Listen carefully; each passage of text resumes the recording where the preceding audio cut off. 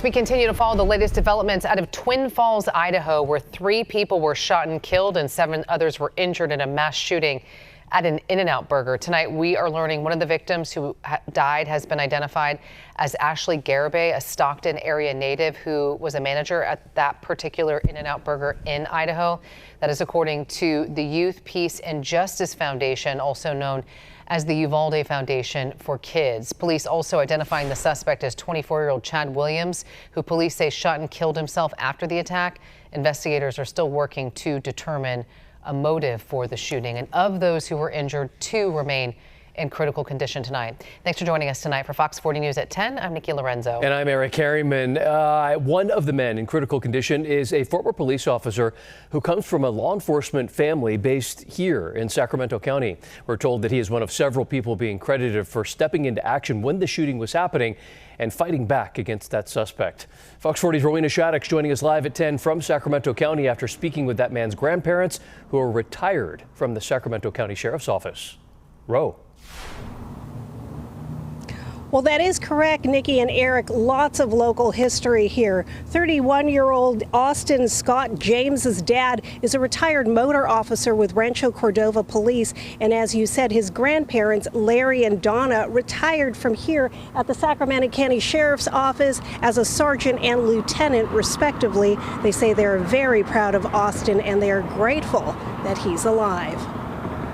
What's happening? What happened? What's happening? Shoot. Go. Just go. When Austin heard the gunshots, he got out of his car to go find out what was going on. Of course, like a law enforcement officer would do, go toward the shots. Larry and Donna James say what their 31-year-old grandson, Austin Scott James, did that night comes as no surprise. Austin essentially walked around the corner, came face to face with the guy, and that's when the guy shot him. He didn't even have time to pull his weapon. And when he got shot, then he retreated to cover. And apparently the guy spent some time looking for Austin, which obviously delayed his reaction to going after other people. In the end, 3 people died and 7 were injured. Austin remains in the hospital in critical but stable condition. The people that step up and take on the responsibility. Yeah. You must be so proud. We are. We really are. We're just... It's hard. He survived it. He's alive.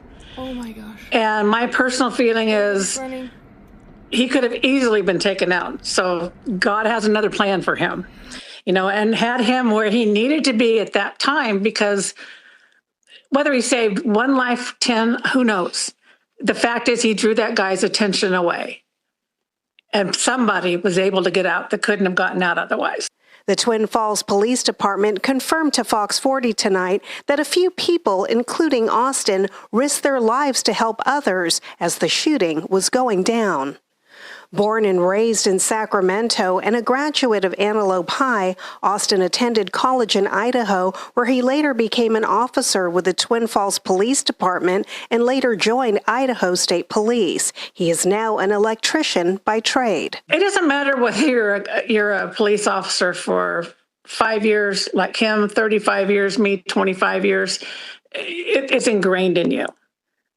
And you're just always going to do what you need to do. Yeah. And he stepped up, and I couldn't be more prouder of the kid.